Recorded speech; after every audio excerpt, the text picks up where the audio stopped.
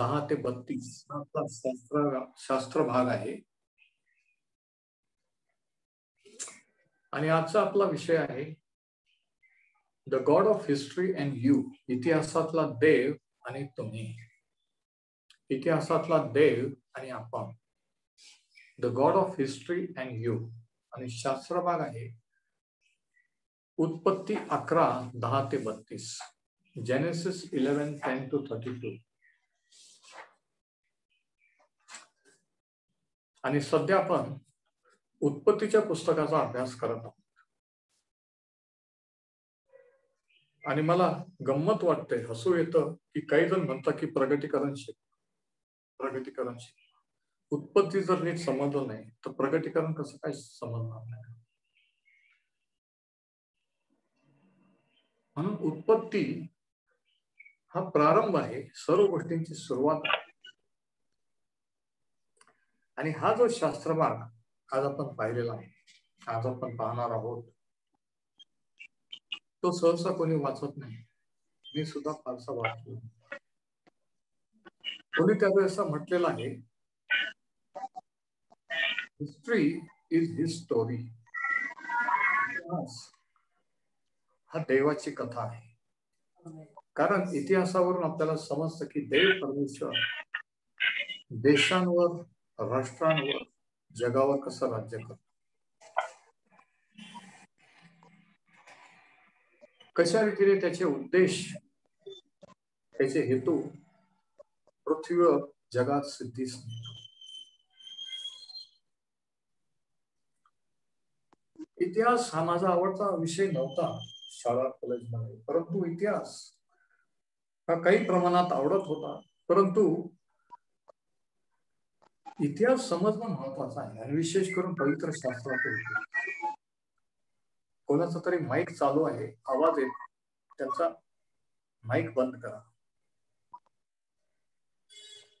तिकडून म्यूट व्हा. विशेष करून पवित्र शास्त्राचा इतिहास समजणं महत्वाचं आहे. इतिहास का महत्वाचा आहे? इतिहास का लोकांना आवडत नाही? कारण इतिहासात गावांचे नाव आहेत, व्यक्तींचे नाव असतात, तारखा असतात, वर्ष असतात. आणि मग आपल्याला असं वाटतं की त्याचा आपल्याशी आज काय संबंध. आणि म्हणून बऱ्याच वेळा लोक इतिहास स्टडी करण्याकडे, इतिहासाचा अभ्यास करण्याकडे दुर्लक्ष करतात. परंतु पवित्र शास्त्राचा इतिहास समजून घेणं आवश्यक आहे. कारण जर तो समजला तर देव जगामध्ये, पृथ्वीवर कशा रीतीने त्याच्या योजना सिद्धीस नेतो हे आपल्याला कळेल. म्हणून पवित्र शास्त्राचा इतिहास समजणं हे महत्वाचं आहे. आणि पृथ्वीवर जगामध्ये परमेश्वर कसं कार्य करतो, त्याच्यामध्ये आपण त्याच्या उद्देशात, त्याच्या योजनेत कुठं बसतो, कुठं फिट होतो हे पण आपल्याला कळतं. की आपण कशाला जन्मलेला आहोत, आपल्या जीवनाचा उद्देश काय आहे, आपल्या जीवनासाठी त्याची काय योजना आहे, हे आपल्याला तेव्हा कळतं जेव्हा देव कसं कार्य करतो इतिहासात, जगात आणि मनुष्यांच्या जीवनात, जेव्हा आपण अभ्यास करतो तेव्हा. आता उत्पत्ती 11:10 ते 32 याच्यामध्ये नुसती वंशावळी आहे, शेम पासून तर अब्रामापर्यंत. तुम्हाला आठवत असेल, नोहाचे 3 पुत्र शेम, हम, याफेत, त्याच्यापासून सध्याचं जे जग आहे ते निर्माण झालं. वेगवेगळे देश, राष्ट्र निर्माण झाले हे आपण पाहिलं. आणि ह्या शास्त्र भागात 10 ते 32 वचनात फक्त वंशावळी आहे. कोणाला कोण झालं, कोणाला कोण झालं त्यांचे नाव. आणि हे वाचल्यावर आपल्याला असं वाटतं की हे का लिहिले, कशासाठी, काय संबंध. ते नाव आपल्याला नीट वाचता पण येत नाही आणि आपल्याला वाटतं की हे नाव, हे लोक कोण होते, काय संबंध. परंतु हे जर देवाच्या वचनात आहे तर देवाच्या वचनात कोणताही शास्त्रभाग, कोणतेही वचन उगीच किंवा व्यर्थ लिहिलेले नाही. किंवा त्याला दुसरे पत्र 3ऱ्या अध्यायात म्हटलंय की संपूर्ण शास्त्र बोध, सुधारणूक आणि वाढ वगैरे या गोष्टीसाठी महत्वाचा आहे. आपण वाचू तिमोथेला दुसरे पत्र, याचा 3रा अध्याय 16 वचन, 2 टिमोथी 3:16. प्रत्येक ईश्वर प्रेरित शास्त्रलेख, प्रत्येक हा शब्द अंडरलाईन करा. 2 तिमोथी 3:16. प्रत्येक ईश्वर प्रेरित शास्त्रलेख सद्बोध, दोष दाखवणे, सुधारणूक, नीती शिक्षण याकरिता उपयोगी आहे. प्रत्येक काही आवडते वचन नाही जे आपण पाठ करतो, ज्याच्यावर वारंवार वाचतो, तर प्रत्येक सर्व जे शास्त्रात दिलेले आहे ते सर्व देवाचं वचन आहे आणि ते सर्व महत्वाचं आहे. म्हणजे उत्पत्ती 11 मध्ये लिहिलेली वंशवळी देखील महत्वाची आहे. नाही, कोणीतरी ऐकत आहे, कोणीतरी माझ्या सोबत आहे. Hallelujah, hallelujah. तरी वंशावळी कशासाठी इथे लिहिलेले आहे? कोणाला कोण झाला, कोणाला कोण झाला, की देव त्याच्या योजना इतिहासात देव कसं कार्य करीत आलेला आहे, कसं तो कार्य करतो त्याच्या योजना सिद्धीस नेतो हे आपल्याला कळावं. आणि देवाने आपल्याला प्रभू येशूच्या द्वारे त्याच्या तारणात बोलावलेलं आहे, त्याच्या राज्यात बोलावलेलं आहे. आपण त्याच्या योजनेत आहोत. आपलं जर तारण झालेलं आहे, आपण जर त्याचे पुत्र आणि कन्या आहोत, तर आपण कधी जन्मलो, कोणत्या काळात जन्मलो, कोणत्या ठिकाणी राहतो, कोणत्या आईबापांच्या पोटी जन्मलो, हे सर्व त्याने योजलेलं आहे. आणि म्हणून हे महत्वाचं आहे. आणि हे कळल्यानंतर आपल्या जीवनाला एकदम अर्थ येतो. जेव्हा आपल्याला वाटतं की मी कोणीच नाहीये, मी काही देवाच्या दृष्टीने कोणाच्या दृष्टीने महत्वाचा नाही, एकदम आपल्याला आपलं महत्व समजायला लागतं. Praise the Lord. परमेश्वर इतिहासामध्ये प्राचीन काळापासून त्याचे उद्देश, त्याच्या योजना पृथ्वीवर सिद्धीस नेत आहे. त्याची मुख्य योजना आहे की मानव जातीचं तारण. त्याची इच्छा नाही कोणाचा नाश व्हावा, तर प्रत्येकाने त्याच्याकडे वळावं. आणि ही तारणाची योजना तो इतिहासात घडवून नेताना आपण पाहतो. आता इब्री भाषेमध्ये उत्पत्ती साठी जो शब्द आहे मुख्य, तो आहे वंशावळी किंवा इतिहास. म्हणजे उत्पत्तीमध्ये वंशावळी आणि इतिहास आहे. आणि प्रामुख्याने 3 वंशावळी आणि 3 इतिहास आहेत. उत्पत्ती 2 आणि 4 मध्ये पहिली वंशावळी आपण वाचतो, आकाश व पृथ्वी यांची उत्पत्ती झाली. म्हणजे परमेश्वर देवाने आकाश व पृथ्वी ही केली, त्या काळचा उत्पत्ती क्रम हा होय. हिस्ट्री किंवा उत्पत्ती क्रम हा शब्द अंडरलाईन करा. 3 विभाग आहेत. दुसरा विभाग 5व्या अध्यायाचं पहिलं वचन, उत्पत्ती 5 आणि 1, आदामाच्या वंशावळीची नोंद येण्याप्रमाणे. आणि मग पुढे आदामाची वंशावळी. आणि तिसरी वंशावळी, तिसरं सेक्शन किंवा तिसरा भाग आहे 6व्या अध्यायाचं 9वं वचन, उत्पत्ती 6 आणि 9, नोहाचा वृत्तांत येण्याप्रमाणे किंवा नोहाची वंशावळी येण्याप्रमाणे. तर असे ह्या 3 सेक्शन किंवा 3 वंशावळी आहेत. आकाश पृथ्वीची, आदामाची आणि नोहाची, हे 3 विभाग. आणि 11व्या अध्यायाचं 10वं वचन बघा. त्या 10व्या वचनापासून कोणाची वंशावळी? शेमाची वंशावळी. शेम, हाम आणि याफेत, नोहाचे 3 पुत्र. तो ज्येष्ठ पुत्र शेम, त्याची वंशावळी.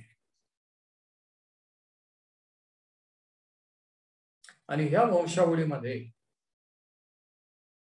महत्वाचा व्यक्ती ज्याच्यावर इथून पुढे फोकस परमेश्वर करणार आहे, ती व्यक्ती आहे अब्राहम. पहिली व्यक्ती अब्राहम. आणि नंतर इजाक, याकोब वगैरे. शेम, हाम आणि याफेत, शेमच्या वंशावळीतून इस्रायल राष्ट्र, अब्राम, इस्रायल राष्ट्र, संदेष्टे आणि प्रभू येशू ख्रिस्त हा जगात. म्हणून त्या 3 पुत्रांपैकी शेमची वंशावळी महत्वाची. शेमचा घराणा ही धार्मिक घराणा आहे. आता बायबल स्टडी आहे, पोरांशी खेळता खेळता स्टडी करायचा स्टडी नाही. म्हणून कृपा करून तुमच्या शास्त्रात बघा, पोरांमुळे डिस्टर्ब होऊ नका. फार फार फार महत्वाचं आहे. शेमचं घराणं हे धार्मिक वंशावळ आहे. त्याच्यातून अब्राम, त्याच्यातून इस्रायल राष्ट्र, त्याच्यातून संदेष्टे, त्याच्यातून इस्रायल लोक आणि त्याच्यातून इस्रायलचा मसीहा प्रभू येशू ख्रिस्त. म्हणून शेमची वंशावळ ही महत्वाची आहे.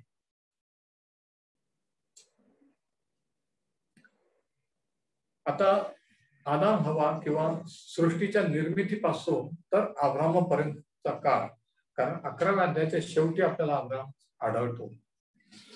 म्हणजे अध्याय 1 ते 11, या 11 अध्यायामध्ये 2000 वर्षाचा कालावधी गेला. घेऊन घ्या, महत्वाचा पॉईंट. अध्याय 1 ते 11 2000 वर्षाचा काळ. जग निर्माण केल्यापासून आदाम हवापासून तर अब्राम 2000 वर्षाचा कालावधी. आता अब्राम देवाच्या दृष्टीने, जुन्या काळाच्या दृष्टीने, नव्या काळाच्या दृष्टीने महत्वाचा आहे. अब्राहम इस्रायल राष्ट्राच्या दृष्टीने महत्वाचा आहे. अब्राम नव्या करारात महत्वाचा आहे. अब्राम पृथ्वीवर इस्रायलाच्या दृष्टीने महत्वाचा आहे. आणि कारण तो इस्रायल राष्ट्राचा पिता आहे, त्याच्यापासून इस्रायल देश किंवा राष्ट्र निर्माण होते. नव्या करारात अब्राम महत्वाचा आहे, कारण प्रभूवर विश्वास ठेवणारे तुम्ही आणि मी हे विश्वासाने अब्रामाची संतान आहे. म्हणून विश्वासाने आपण नव्या करारात येशू ख्रिस्ताच्या द्वारे आपण अब्रामाच्या वंशावळीत येतो, त्याची संतान. आणि अब्राम नव्या करारात स्वर्गाच्या दृष्टीने महत्वाचा आहे.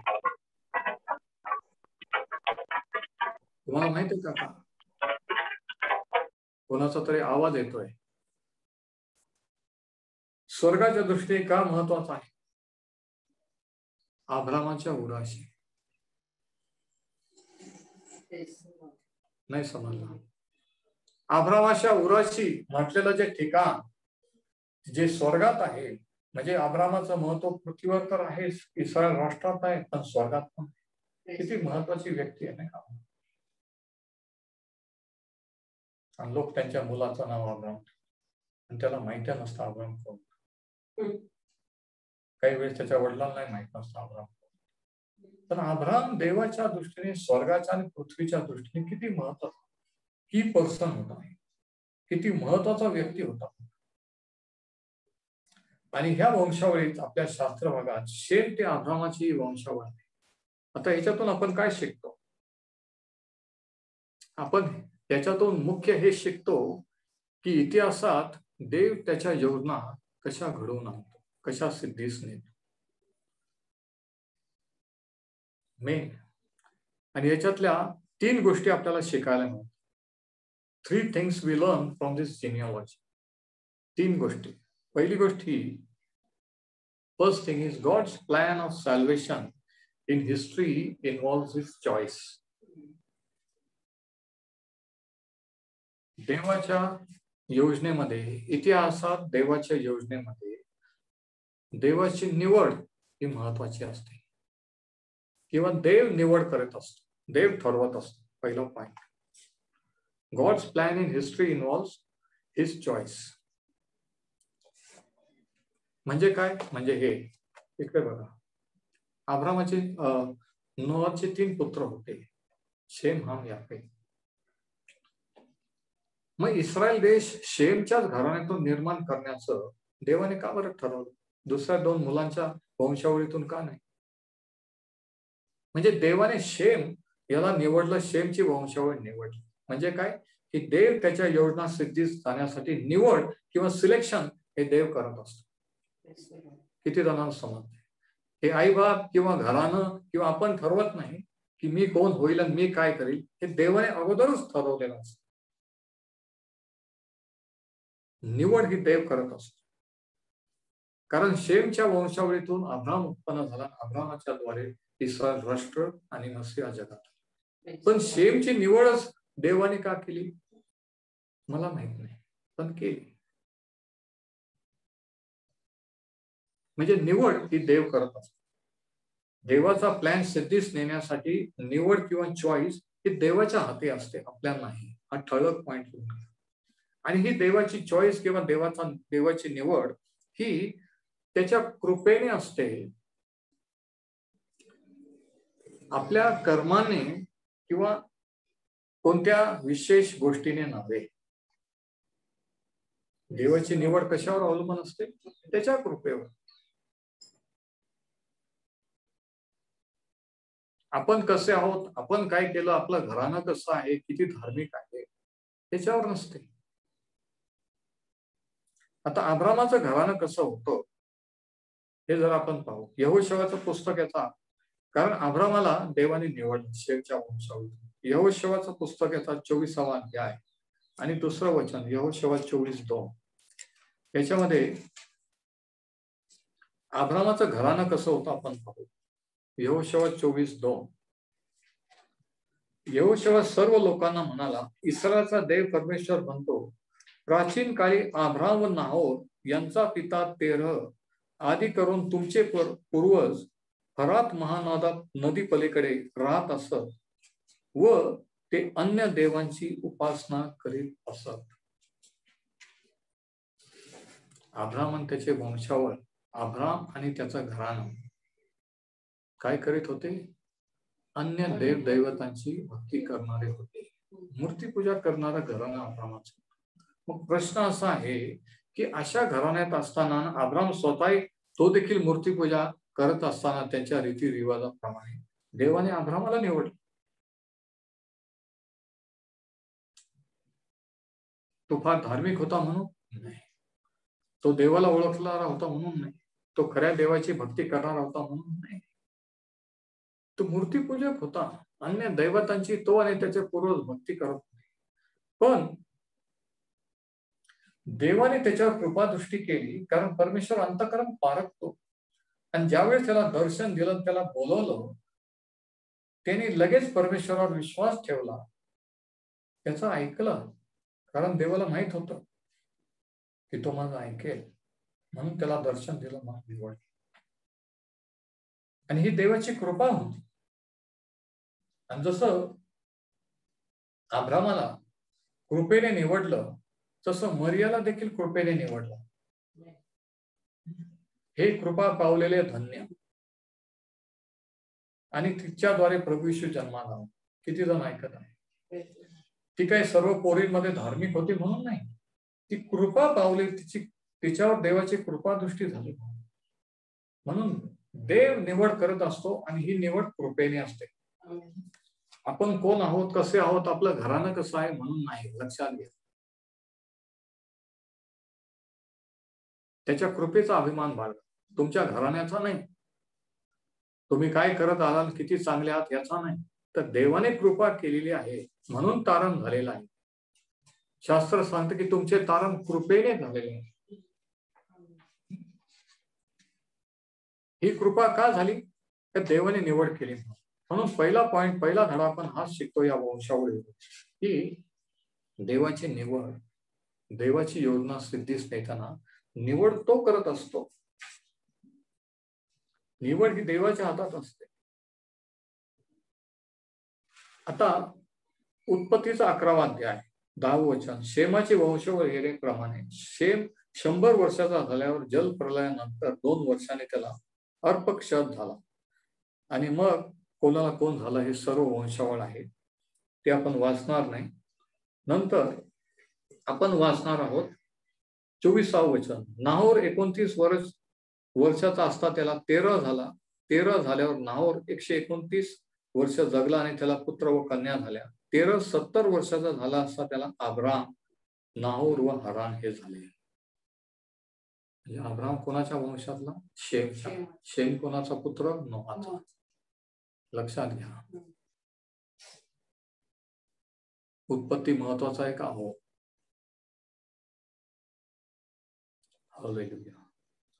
आणि मग 13ची वंशावळी सांगितलेला. आणि मग त्या वंशावळीमध्ये आपण वाचतो की 13ची वंशावळी येण्याप्रमाणे वचन 27 बघा. 13ला अब्राम, नाहोर व हरान हे झाले व हरानाला लोट झाला. हरान आपला बाप 13 याच्या देखत आपली जन्मभूमी खासद्यांची ऊर येथे मरण पावला. अब्राम व नाहोर यांनी बायका केल्या. अब्रामाच्या बायकोचे नाव साराय आणि नाहोरच्या बायकोचे नाव मिल्का. मिल्का ही हरानाची कन्या. हा हरान मिल्का व इस्का यांचा भाग. आता एवढीच लिहिलेलं नाही. हे जरी वाचायला बोरिंग वाटतं किंवा वाटतं की याचा काहीच नाही, पण जर प्रत्येक ईश्वर प्रेरित शास्त्रलेख सद्व दोष दाखवणे आणि आपल्या वाढीसाठी आहे तर हे पण महत्वाचं आहे. कारण याच्यावरून हेच समजतं की इतिहासात देव त्याच्या योजना कशा सिद्धीस नेतो, कसं कोणाला कोणत्या घराण्यातून निवडतो, का निवडतो हे आपल्याला कळतं. म्हणून हे घराणं दिलेलं की हे घराणं कसं होतं आणि तरी देवाने त्या घराण्यातून विशिष्ट व्यक्तीलाच निवडलं. 13ला नाही, नाहोरला नाही, अब्रामालाच निवडलं. का बरं? मला माहिती. मला काही कोणालाच माहिती नाही. कारण आपण देव नाही. देव आहे, आपण माणूस. पण निवड, सिलेक्शन हे देवाच्या हातात आणि हे त्याच्या कृपेने असतं. हालेलुया. वचन 30 साराय वांझ होती, तिला मूलबाळ नव्हते. मग 13 आपला पुत्र अब्राम, आपला नातू हरणाचा पुत्र लोट व आपली सून म्हणजे आपला पुत्र अब्राम याची बायको साराय यांना बरोबर घेऊन खासद्यांचा ऊर गावातून कनान देशात जाण्यास निघाला आणि ती हरान येथे येऊन राहिली. अब्रामाच्या घराला हे सांगितलेलं आहे. कारण इथून पुढे अब्रामाची एंट्री झालेली आहे. म्हणजे देवाची तारणाची योजना आता सिद्धीच जाणार आहे. लक्षात घ्या. आणि म्हणून हे महत्वाचं आहे. वचन 32 13चे वय 205 वर्षाचे होऊन तो हारान येथे मरण पावला. आणि मग 12व्या अध्यायाच्या पहिल्या वचनात आपण वाचतो की परमेश्वराने अब्रामाला दर्शन दिले. ती आश्चर्याची गोष्ट नाही. मूर्तीपूजा करणारे, वेगवेगळ्या देव दैवतांची भक्ती करणारे लोक आणि अशा घराण्यातल्या ह्या एका माणसाला अब्रामाला देवाने दर्शन दिले. हो. म्हणजे काय देव अशा लोकांना दर्शन देतो? हो. म्हणून देवाने कोणाला निवडलेलं आहे आपल्याला माहित नाही. परमेश्वर म्हणतो ज्याच्यावर मी दया करेन त्याच्यावर दया करेन.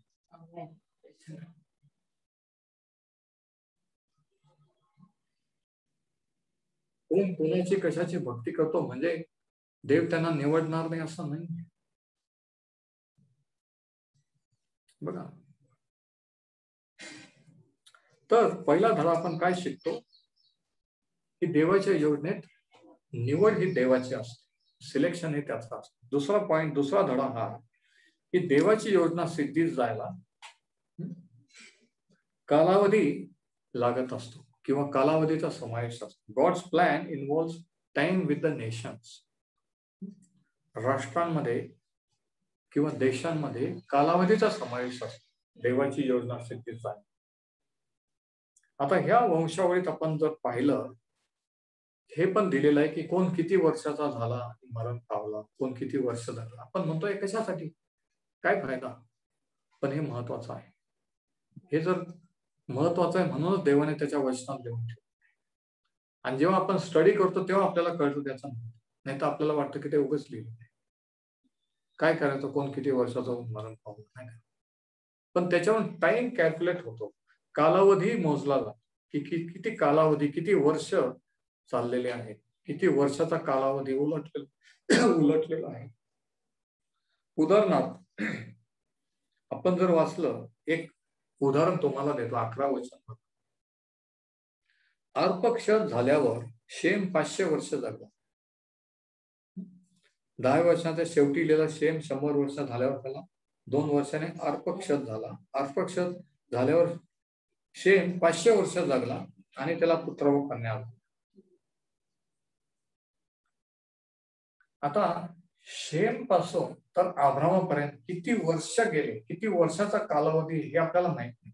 पण अर्पक्षद पासून तर अब्रामापर्यंतचा कालावधी जर आपण ह्याच्यावर मोजला, कॅल्क्युलेट केला तर 3.5 वर्षाचा काळ. 3.5 वर्ष लोटलेली. म्हणजे काय 3.5 वर्ष देवाने काहीच केलं नाही. देवाची योजना काही पुढे गेली. पण देवाने नेमलेला टाइम असतो, काळ असतो, वर्ष असतो. तो टाइम, तो कालावधी आल्यावरच देव कार्य करत असतो. आणि म्हणून काही वेळेस लोकांना असं वाटतं की देव कुठे आहे, काहीच होत नाही, जसं आहे तसंच चाललेलं आहे. शास्त्रात आपण टाइम पिरियड जर कॅल्क्युलेट केली तर अनेक वर्ष असं झालं की त्या काळात कोणीच संदेश नव्हता, काहीच नव्हतं. पण काहीच नव्हतं, काहीच होत नव्हतं म्हणजे देव कार्य करत नव्हता असं त्याचा अर्थ आहे. देव शांत बसला होता का विचार करीत आता काय करायचं? नाही. त्याने नेमलेला टाइम असतो, काळ असतो, त्या टायमिंगला त्या काळातच तो ती गोष्ट करत असतो. म्हणून शास्त्र सांगतं की काळ व समय हे देवाच्या हातात. म्हणून प्रार्थना केल्यावर लवकर काही झालं नाही, उत्तर मिळालं नाही तर वेड्यासारखं करायचं नसतं. देवाने नेमलेला टाइम आहे, त्यावेळेस ते घडून येणार आहे, त्यावेळेस ते होणार, वाट पाहायची असते. काळ व समय हे त्याच्या हातात. विश्वास धरून धीर धरायचा असतो. तर देशांच्या बाबतीचा काळ 3.5 वर्षाचा काळ घेतला. त्याच्यानंतर व्यक्तींच्या बाबतीत सुद्धा जेव्हा व्यक्ती देव निवडतो त्याच्या योजना स्थिती जायला, त्या व्यक्तींच्या बाबतीत सुद्धा त्याने टाइम ठरवलेला असतो निवड करण्याचा,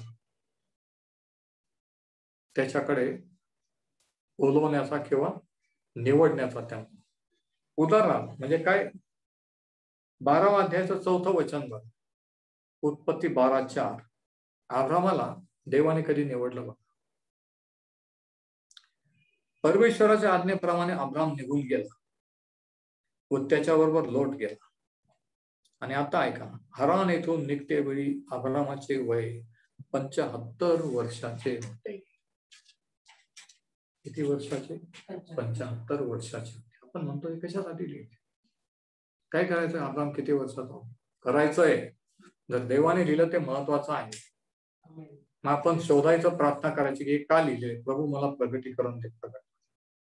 मग प्रगटीकरण प्रश्न असा की अब्राम तरुण 20-25 वर्षाचा असताना का बरं देवाने नाही त्याला आठवलं, का नाही निवडलं? 75 वर्षाचं झाल्या होईपर्यंत देव का थांबला? परत त्याचं उत्तर हे आहे, ऐकून घ्या, की काळ व समय त्याने नेमलेला, त्याचा टाइम, त्याचा काळ आल्यावरच तो निवड करत असतो. बरेच वेळेस जे लोक देवाकडे वळतात त्यांना वाटतं, आणि मग शेवटी सत्य कळतं आणि मग इतका आनंद होतो त्याच्या तारणा त्याच्या, आणि असं वाटतं की हे जर मला अगोदर कळलं असतं तर किती बरं झालं असतं.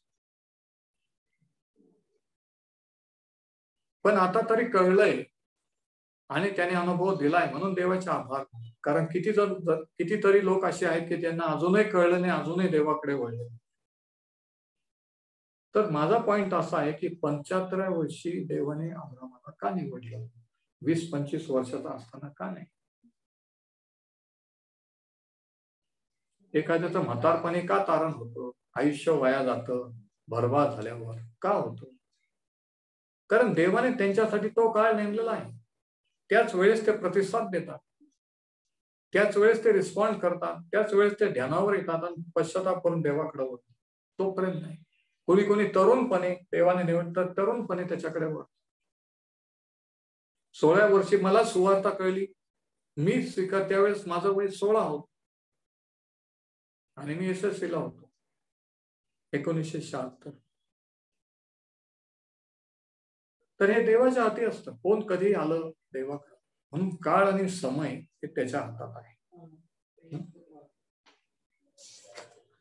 हा दुसरा धडा की देवाची निवड ही देवाच्या निवडीमध्ये कालावधीचा समावेश असतो, काळाचा समावेश असतो, टाइम.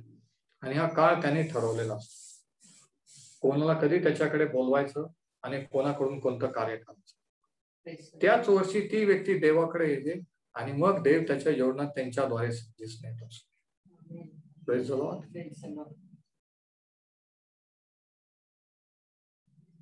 आणि शेवटचा पॉइंट तिसरा धडा हा की देवाच्या योजनेत व्यक्तींचा समावेश असतो. जगात किंवा पृथ्वीवर देवाच्या योजना इतिहासात सिद्धीस न्यायला देवाला लोकांची, माणसांची गरज, व्यक्ती, स्त्री पुरुष व्यक्तींचा. God's plan involves individuals. 3 lessons, 3 things we learn from genealogy. First is God's plan of salvation in history involves his choice. पहिली गोष्ट ही की देवाच्या योजनेत इतिहासात निवड ही देवाची असते. दुसरा धडा हा की God's plan of salvation in history involves time. इतिहासात देवाच्या योजनेत कालावधी हा त्याने ठरवलेला असतो, कालावधीचा किंवा काळाचा समावेश असतो. तिसरी गोष्ट, तिसरा point, God's plan of salvation involves individuals. इतिहासात देवाच्या योजनेत व्यक्तींचा समावेश असतो. एक एक व्यक्तीला निवड करून मग त्याच्याद्वारे तो त्याच्या योजना घडवून आणतो. आणि या ठिकाणी या घराण्यातून अब्रामाची निवड केली. नाहोरचे का नाही, तेहराचे का नाही आपल्याला माहित नाही, पण अब्रामाची निवड केली हे आपल्याला माहिती. म्हणजे व्यक्ती अब्राम. आणि ज्यावेळेस देवाने त्याला दर्शन दिलं आणि बोलवलं, त्याला प्रगट झाला, त्यावेळेस अब्रामाने परमेश्वरावर विश्वास ठेवला आणि त्याचं ऐकलं, आज्ञापालन केलं. आणि त्याच्याजवळ बायबल पूर्ण. आपल्याला अख्खं बायबल असून आपल्याला विश्वासाचा प्रॉब्लेम. लोक म्हणतात आमचा विश्वास वाढवा, विश्वास वाढवा. बायबलच वाचला तर विश्वास कसा? विश्वास वचनाने, वार्तेने आणि वार्ता देवाच्या वचनाने होते. देवाचं वचन वाचल्याने, ऐकल्याने विश्वास वाढतो, प्रार्थना करून नाही. ऐकून घ्या. देव अब्रामाशी बोलला, अब्रामाने विश्वास ठेवला, तो लगेच मूर्तीपूजा सोडून, देव दैवत सोडून, त्याच्या घराण्याशी सोडून आकाश आणि पृथ्वीच्या देवावर त्याने विश्वास ठेवला. त्याने सांगितलं तुझा देश, तुझे लोक सोडून मीच दाखवीन त्या देशात. आणि लगेच त्याने सामान बांधायला सुरुवात केली. लगेच तो. आणि कोणीतरी म्हटलं असेल ना की आता कुठं चालले माहित नाही. कोणत्या देवाने दर्शन दिलं, कोणता देव, आकाश पृथ्वीचा देव. अरे पण त्याचं नाव काय माहित नाही. पण त्या देवाने मला बोलवलेलं आहे आणि मी चाललो. अशा प्रकारचं आज्ञापालन करणारा तो माणूस होता, म्हणून देवाने निवडला. ज्यांची देव निवड करतो ते ऐकणारे, देवाचं ऐकणारे असतात. बंडखोरांची निवड देव करत नसतो. मग ते मूर्तीपूजा करणारे असो की किती पापी असो, निवड देवाच्या हाती असते. ख्रिस्त येशू पापी जनाला तारण्याचा. आणि देवाची निवड आपल्या परिस्थितीवर, आपल्या घराण्यावर किंवा आपण कोणत्या धर्मातून आहोत याच्यावर अवलंबून असतो. अब्राम वेगळ्या धर्माचा, खरं सांगायचं, पण तो देवाकडे आला. किती जण ऐकत आहे? हालेलुया. तर ह्या ठिकाणी आपण पाहतो तिसरी गोष्ट की देवाच्या योजनेत व्यक्तीचा समावेश असतो. एक व्यक्ती इतकी महत्वाची असते. एक तुम्ही, एक मी इतके महत्वाचा. एक अब्राम इतका महत्वाचा होता की त्याने देवाचं ऐकलं, आज्ञापालन केलं. त्याला देवाने आशीर्वाद दिला, त्याला स्वतःचं प्रगटीकरण दिलं, दर्शन दिलं आणि त्याच्याद्वारे इस्रायल देश निर्माण केला. म्हणजे काय एक माणूस एवढा महत्वाचा आहे? एक बाई एवढी? हो. मग कोणीतरी म्हणजे मी एवढा महत्वाचा आहे? हो. तुमच्या कुटुंबाच्या दृष्टीने तुम्ही महत्वाचे नसाल, शेजारी पाजारच्या घराण्याच्या दृष्टीने महत्वाचे नसाल, पण जर तुमचं तारण झालेलं आहे, जर तुम्ही येशू ख्रिस्ताचे झालेले आहात, तर देवाच्या दृष्टीने तुम्ही महत्वाचे. काहीतरी करण्यासाठी, भूमिका बजावण्यासाठी या जगात तुम्हाला ठेवलेलं आहे आणि त्याचं प्रगटीकरण तुम्हाला दिलेलं आहे. काहीतरी उद्देश आहे, उगीच नाही. म्हणजे एक व्यक्ती सुद्धा इतकी महत्वाची असते. आणि जसं अब्राहमाला निवडलेलं होतं तसं प्रभू येशू ख्रिस्तामध्ये देवाने आजच्या काळात तुम्हाला मला निवडलेलं आहे. आणि हे आपल्या जन्मापूर्वी जग स्थापनेपूर्वी निवडलेलं आहे. Efesos 1:3 मध्ये हे काही देवाने पाहिलं नाही की आता हा आज्ञा पालन करणार आहे, त्याचं घराणं चांगलं आहे आणि मग पाहिलं आणि मग निवडलं. तसं नाही. जन्म होण्यापूर्वी, जगाच्या स्थापनेपूर्वी, कारण पुढे काय होणार आहे देवाला माहिती.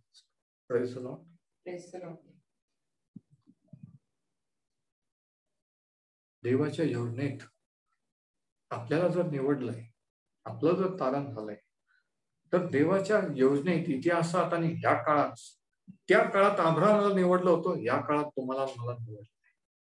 किती जण आनंदाने प्रेज द लॉर्ड.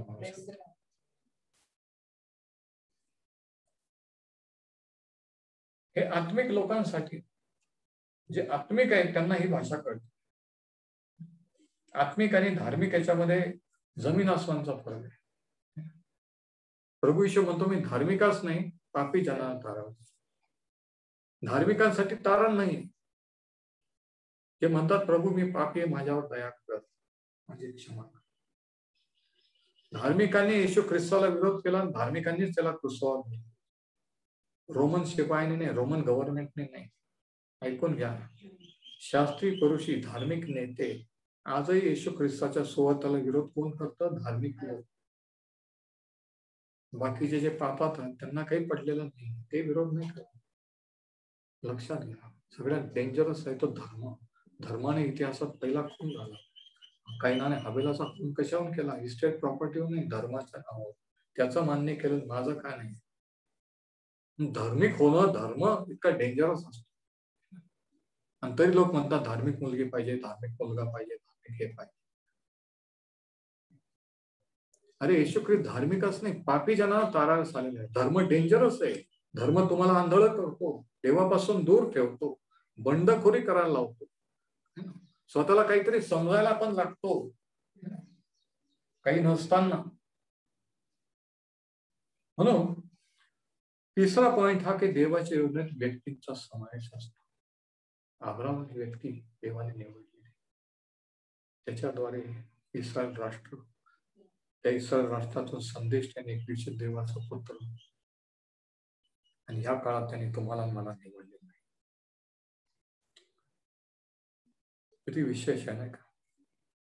आणि म्हणून इतिहासातला देव तो आज आपला देव आहे, तो तुमचा आणि माझा देव आहे.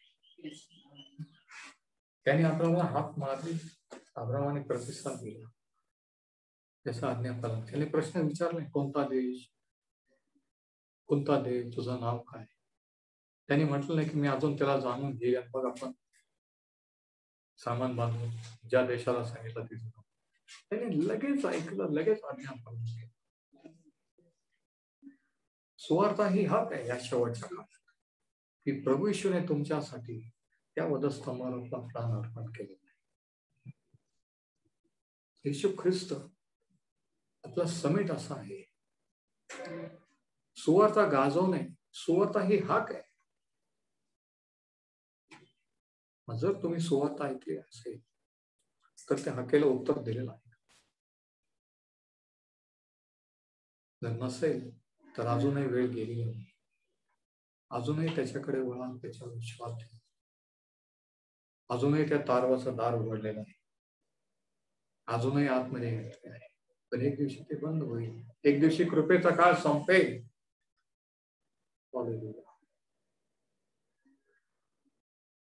म्हणून इतिहासामध्ये देव अशा रीतीने कार्य करत असतो. आणि इतिहासाच्या ह्या काळात तुम्ही आणि मी जन्म, आणि ह्या काळात तुमच्या आणि माझ्याद्वारे तो त्याच्या योजना सिद्धीस. म्हणून आपण त्याचे आभार मानूया, प्रार्थना करूया.